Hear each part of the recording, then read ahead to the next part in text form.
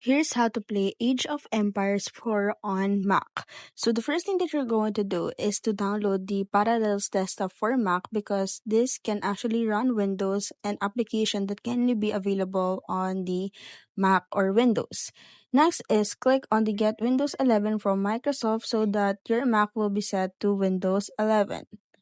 Afterwards, once you click on the Get Windows from 11, go to the hardware option and then go ahead and reclaim the sizes and make sure that it is configured for games only.